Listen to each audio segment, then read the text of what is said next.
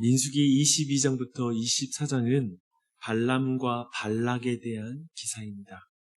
발람은 신약 성경에서 3명의 저자가 인용한 그런 사람입니다. 그래서 베드로도, 그리고 유다, 그리고 요한입니다. 우리는 지난 연말에 7교회, 요한계시록의 7교회에 대한 말씀을 살폈었는데요. 그때에도 사도 요한이 버가모 교회에게 하셨던 말씀 중에 발람이 등장합니다. 그 내용은 이렇죠? 기억하실지 모르겠어요. 그러나 내게 2가지 책망할 것이 있나니 거기 내게 발람의 교훈을 지키는 자들이 있도다. 발람이 발락을 가르쳐 이스라엘 자손 앞에 걸림돌을 놓아 우상의 제물을 먹게 하였고 또 행음하게 하였느니라. 네, 기억하시죠? 이 발람의 교훈은 지금 가나안 진입을 앞두고 있는 이스라엘 백성뿐만 아니라 교회 역사 내내 그의 교훈은 매우 치명적으로 그리고 강력하게 교회에 영향을 주었던 가르침입니다. 그래서 오늘 우리가 좀 더 그 발람에 대해서 살펴보는 시간이 의미가 있는 것 같습니다. 이제 22장부터 마지막 장까지는 모압 평지에 도착한 이스라엘 백성에 대한 이야기를 말하고 있습니다. 이제 1세대는 거의 죽었고요. 2세대가 요단강 도하를 앞두고 있었던 그 역사적으로 굉장히 중요한 시점입니다. 그런데 모압 왕 발락은 두려움과 번민 가운데 정말 염려하고 있습니다. 벌벌 떨고 있습니다. 사실 모압은 아브라함의 조카 롯의 후손이었기 때문에 하나님께서는 모압을 싸우고 그들을 죽이지 말라고 이미 말씀하셨습니다. 이전에 다른 민족들과의 전쟁 때에도 사실 이스라엘 백성은 미리 그들에게 알렸거든요. 너희들의 길로만 지나갈 것이다 라고 말했거든요. 하지만 그들 믿지 않고 전쟁을 치렀고 그들이 멸망당하였죠.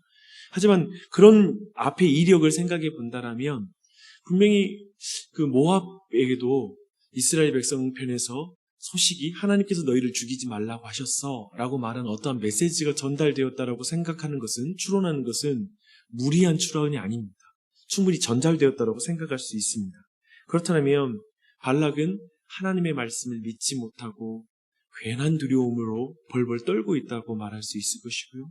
또 한편으론 이제 발람을 통해서 이스라엘 백성을 저주하려고 하는 이 시도는 하나님의 말씀을 믿지 못하고 행하는 사악한 시도라고 우리가 볼 수 있을 것입니다. 우선 발람은 이제 발락의 이 요청을 받고 나서 첫 번째 요청에 대해서는 거절합니다. 7절부터 14절의 내용이 그 내용인데요. 분명한 하나님의 지시가 있었습니다. 발락이 보낸 그 사람들과 함께 가지 말아라. 그리고 두 번째는 이스라엘 백성을 저주하지 말아라 라는 분명한 말씀이었습니다. 그런데 두 번째 요청이 들어왔을 때에는 마음이 흔들립니다. 하나님의 뜻이 바뀌어서가 아니라 발람의 마음이 흔들렸기 때문입니다. 그의 흔들리는 마음 19절에 나옵니다. 그런즉 이제 너희도 이 밤에 여기서 유숙하라. 여호와께서 내게 무슨 말씀을 더하실는지 알아보리라. 지금 시간을 달라는 것이죠. 이것은 마음의 타협이 시작된 것을 보여주고 있습니다. 왜냐하면 발람은 하나님보다 돈을 사랑했고 세상을 더 사랑했기 때문에 그렇습니다. 그래서 하나님의 명백한 뜻이 바뀔 수 있는 것처럼 발람에게 바뀔 수 있는 것처럼 지금 물타기를 시도하고 있는 것이죠. 시간을 벌고 있는 것입니다. 이 마음의 상태를 여러분 계속 주목하셔야 돼요. 사실 제가 볼 때 발람을 천천히 살피면서 본 건 지금 이 발람의 마음의 상태가 발람을 이해하고 성경이 가르쳐 주실 중요한 메시지가 여기에 다 담겨져 있습니다. 20절을 보니까 하나님은 발람에게 이제 그들과 함께 가라고 허락하면서 한 가지 조건을 겁니다. 내가 내게 이르는 말만 준행할지니라. 이 말씀을 듣고 아마도 발람은 자신의 방법이 통했다라고 생각하면서 아마 그날 밤을 보냈을 것이고 하나님도 좋고 자신도 좋은 결정이 내려졌구나라고 생각하면서 이제 아침 일찍 그는 일어나서 나귀의 안장을 지우고 그들과 함께 길을 떠납니다. 그런데 이제 노정에서 이해할 수 없는 사건이 벌어진 게 오늘 우리가 함께 읽었던 본문입니다. 굉장히 너무 해학적이고 그리고 교훈적이어서 이솝 우화와 같은 그런 느낌이 드는 그런 장면이죠. 나귀는 고대 근동에서 매우 고집이 센 그런 동물로 알려져 있습니다. 고집센 동물이에요. 이것을 염두에 두고 내용을 보면 여호와의 사자가 이제 칼을 빼들고 발람을 막아섭니다. 이것을 나귀가 보고 먼저 밭으로 들어서죠. 또 사자가 거기에서 막아서자 포도원 담으로 피합니다. 또 계속 이제 옴짝달싹 없을 정도로 사자가 막자 나귀는 그 자리에 엎드러집니다. 근데 이 과정에서 발람은 계속 나귀가 주인의 말을 알아듣지 못하는 미련함과 고집센 것을 탓하면서 발람은 3번에 걸쳐서 나귀를 채찍질을 하죠. 그리고 막 때립니다. 심지어 칼이 있었으면 내가 너를 죽였을 거야 라고 이렇게 악담을 하면서 저주를 합니다. 그때 여호와께서 나귀의 입을 열어서 이제 항변하게 하시죠. 이것은 발람과 나귀를 대조하여 누가 진짜 어리석은지, 누가 진짜 고집이 센지를 보여주는 그런 말씀입니다. 이야기를 보면 저 고집스러운 나귀가 이제 발람 책망하죠. 이야기 내중에 한 내용이 나오거든요. 어떤 내용이 나오냐면 내가 이렇게 평생 동안 너를 주인으로 모시면서 이렇게 고집을 피운 적이 있니? 그때 발람이 말해요. 없었지 라고 말해요. 굉장히 해학적이죠. 쉽게 말해 발람이 나귀보다 더 고집이 세다는 거예요. 그리고 여호와는 진짜 죽어야 할 자는 나귀가 아니라 발람이라고 말합니다. 하나님은 발람의 눈을 밝히셔서 여호와의 사자를 보게 합니다. 그리고 발람이 가는 길이 사악함으로 그것을 막으러 오셨다라고 말씀하십니다. 이때 발람은 말해요. 제가 죄를 지었습니다. 당신이 기뻐하지 않으시면 돌아가겠습니다. 기뻐하지 않은 줄 알았죠. 하나님 뜻 아닌 거 알았잖아요. 말하지 말고 돌아가야죠. 기뻐하는 줄 알았으면 돌아가겠습니다. 회개한 것입니까? 믿음이 있는 것입니까? 여호와의 사자는 이제 그런 말하는 발람에게 그 사람들과 함께 가라. 그러나 내가 내게 해주는 말만 해야 된다. 라고 말하고 보냅니다. 발람이 발락을 보자 그리고 말하죠. 하나님이 내 입에 주시는 말씀 그것을 말할 뿐입니다. 라고 말합니다. 발람은 회개를 한 것입니까? 발람은 믿음이 있는 것입니까? 중요한 질문입니다. 발람에 대한 이야기에서 우리는 발람과 그의 행위를 평가하기 좀 어렵게 느껴집니다. 왜냐하면 우선 여호와가 발람에게 말씀을 하세요. 그래서 선지자 같아요. 뭔가 또 신령한 사람처럼 보입니다. 그리고 얼핏 보면 발람은 하나님이 허락하니 발락의 요청을 수락한 것처럼 보입니다. 하나님께 묻고 나서 움직이는 거잖아요. 가라 그러니까 간 거예요. 그리고 하나님이 말씀하신 대로 말하겠다고 고백을 했고 결과적으로 뒤에 내용 보면 그렇게 한 것 같습니다. 하나님이 말씀하신 것만 말했으니까요. 그의 입으로 이스라엘을 저주하지 않았기 때문에 그렇습니다.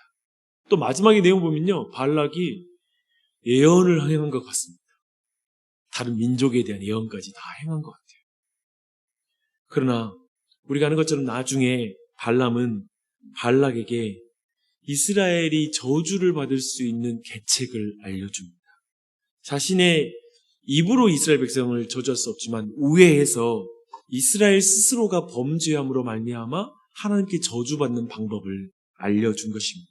이 부분 내일 좀 더 자세하게 살펴보겠습니다. 내용을 정리하겠습니다. 성경의 강조를 잘 보셔야 됩니다.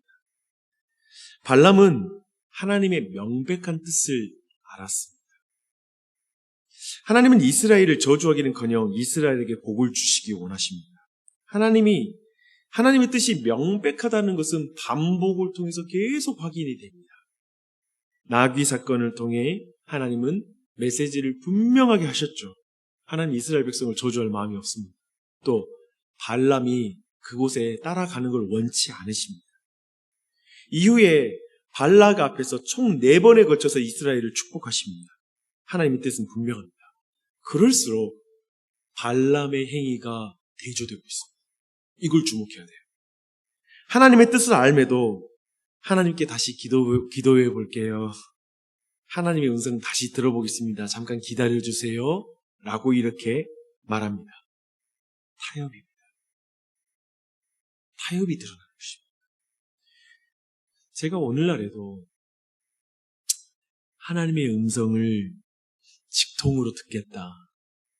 그리고 하나님께 다시 기도해 보겠다라는 게 신령한 것이 아닐 수 있다. 그리고 그것이 믿음으로만 보이지 않는 이유가 이 때문입니다. 자꾸 성경의 명백한 하나님의 뜻 외에 다른 뜻을 들어야 되는 것처럼 자신의 10년 후의 미래, 우리 자녀들의 어떤 과를 가야 될 미래가 보장되는지 하나님 음성을 들어야 되겠다. 이런 많은 시도가 성경이 감추고 있는 것이고 굳이 그걸 알려고 하는 모든 시도에 대해서 위험하게 보고 매우 잘못됐다고 생각한 이유가 이 때문입니다. 믿음이 있어 보이죠. 기도 많이 하고 뭔가 예언을 잘하고 신령한 사람들에게 다가가는 게 믿음 있는 행위처럼 보이고 자꾸 하나님의 뜻을 그렇게 물어가는 게 하나님을 대단히 신뢰하는 것처럼 보일지 모릅니다.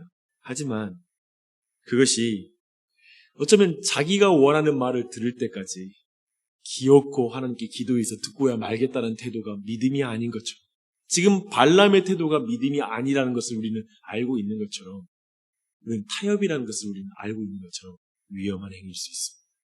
기억해야 돼요. 다시 한번 말씀드리지만 지금 발람은 매우 영적으로 그래서 여기에 수없이 많은 교회가 섞었습니다. 수없이 많은 교회가 그리고 오고 하나님의 교회의 역사 가운데 발람의 교훈은 너무나 무섭습니다. 쉽지 않아요. 발람은 어쩌면 이렇게 말하는 거예요. 주님 말씀하시면 내가 나아가리다. 주님 뜻이 아니면 내가 멈춰서리다 라는 그 찬양을 표면적으로 고백하는 사람이에요. 이걸 놓치면 안 돼요. 이렇게 말합니다. 제가 세상 속에 들어가더라도 저는 하나님이 말씀한 것만 말할 거예요. 타협하지 않겠습니다. 이렇게 말하면서 지금 발락을 따라가는 거예요. 나는 하나님의 말씀만 전한다. 나가서도 그런 말 하는 거예요. 그래서 발람이 쉽지가 않습니다. 발람 보면 어쩌면 내 자신과 너무 겹쳐서 갑자기 우리 신앙을 갑자기 돌아보게 되고 해서 너무나 어려운 게 이 발람이라는 인물입니다. 그러나 발람의 중심에 있는 건 분명합니다. 발람에 대한 하나님의 평가는 분명해요. 베드로후서 2장 15절로 16절에 보니까요. 발람을 따르는 이들에 대한 평가를 이렇게 하고 있습니다. 그들이 바른 길을 떠나 미혹되어 부올의 아들 발람의 길을 따르는도다.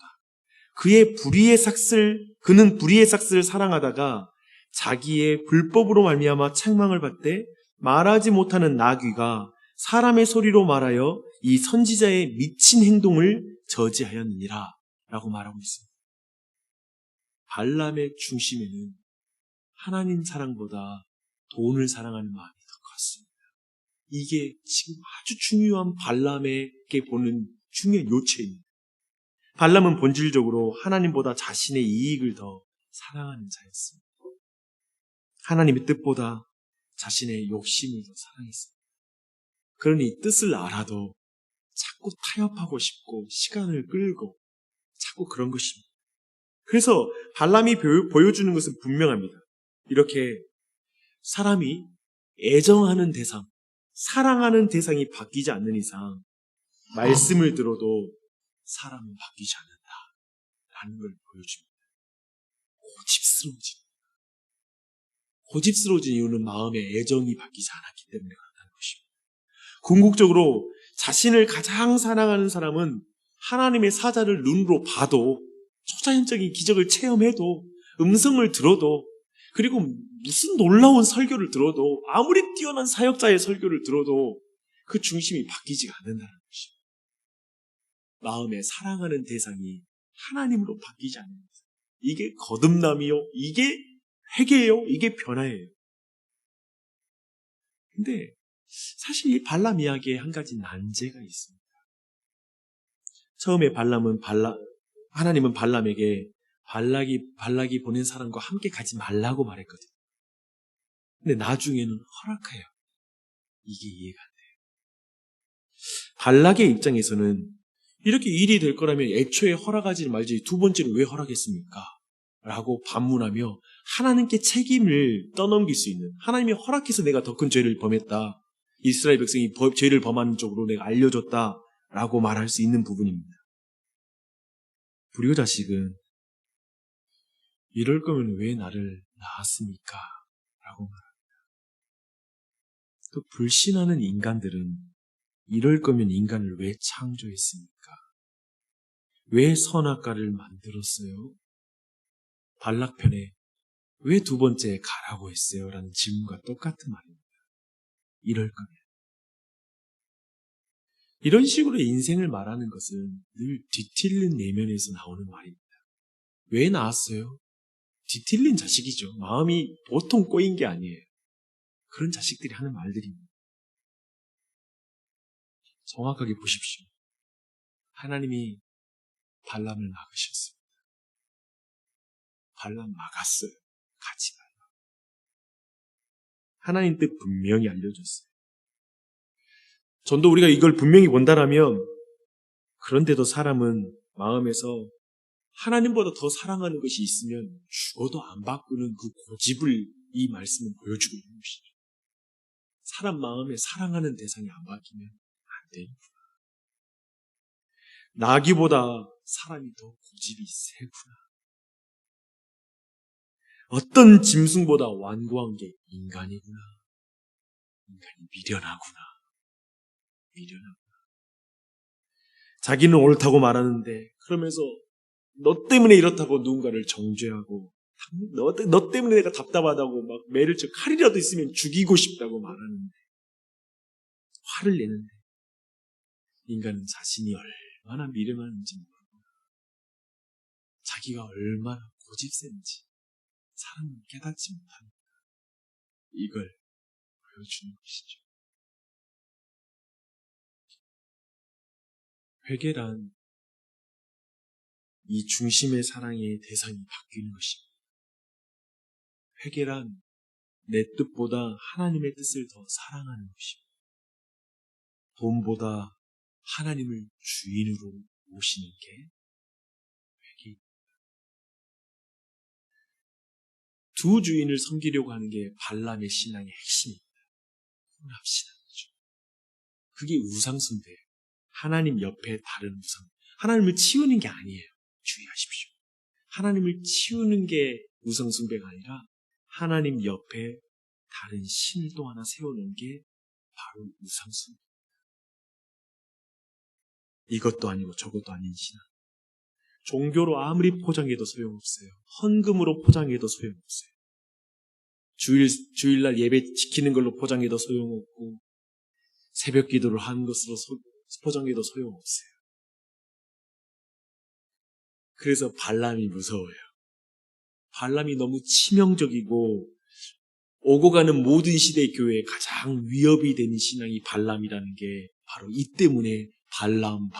신약에서도 계속 요한계시록에서까지도 발람을 인용하는 이유가 이 때문에 그렇습니다. 그렇다면 어떻게 우리가 어쩌면 우리랑 겹쳐 보이는 듯한 이 발람, 어떻게 이것으로부터 우리가 벗어날 수 있을까요? 어떻게 이걸 이길 수 있을까요? 제가 배운 바를 말씀드리면, 이 발람 보면서 제가 벌써 무거워지거든요. 내가 발람 같아요, 솔직히. 목사인데도 그래요. 무슨 생각이 드나요? 어떻게 난 바르게 설 수 있을까? 내 신앙을 어떻게 할지 점검하는 문제가 아니라, 그래서 깨닫는 건 뭐냐면, 오직 예수 그리스도의 은혜 외에는 없구나. 하나님, 나는 내가 발람이 아니라는 것으로 내 신앙이 있다라고 증명하는 게 아니라, 하나님, 내가 발람과 같이 하나님의 칼로 심판받을 수밖에 없는 존재입니다. 그러나 오직 예수 그리스도, 나를 위해 정말 창에 찔리시고 피를 흘리시고 그리고 내 살을 내어주신 예수 그리스도 외에는 나 같은 사람 구원받을 수 없어요 라고 고백하고 주님 은혜를 붙잡는 것만이 내가 주님 구원받는 자라는 증거가 거기서 나오는 거지, 내가 발람과는 달라, 대단히 다르다는 걸 증명해서 증명할 수 있는 신앙이 아님을 깨닫습니다. 예수님 의지하십시오. 예수님 외에는 없습니다. 그리고 이 발람을 통해 얻는 교훈대로 우리가 정말 다시 한번 내 안에 있는 애정의 대상이 바뀌게 해주세요. 정말 하나님을 가장 사랑하게 해주세요. 내가 하나님을 가장 사랑하는 내 마음의 그 감정이 그리 이동하지 않는 이상 주님 나는 온전하게 사역할 수도 없고 온전히 이 땅에서 하나님을 영화롭게 할 수 없습니다. 내게 진정한 회개가 끊임없이 있게 해주시옵소서. 참된 회개에 부응이 있게 해주십시오라는 기도를 드렸으면 좋겠습니다. 그 은혜가 우리 자녀들에게 임해야 되지 않겠습니까? 그게 진짜 회개예요. 그게 진짜 회개예요. 주일날 탁 앉아가지고 말씀 탁 듣고 꼼짝 않고 있고 그게 아이들이 회개하는 게 아니에요. 그 마음에 사랑하는 게 하나님으로 바뀌어야 돼요. 근데 이게 안 되더라고요. 인력으로는 안 돼요. 성령 하나님 통해 하신 일이에요. 이 기도를 드리는 이 아침이 됐으면 좋겠고요. 그런 은혜가 온 교회에 넘치길, 우리 가정에 넘치기를 기도하는 그런 이 아침이 됐으면 좋겠습니다. 기도하겠습니다.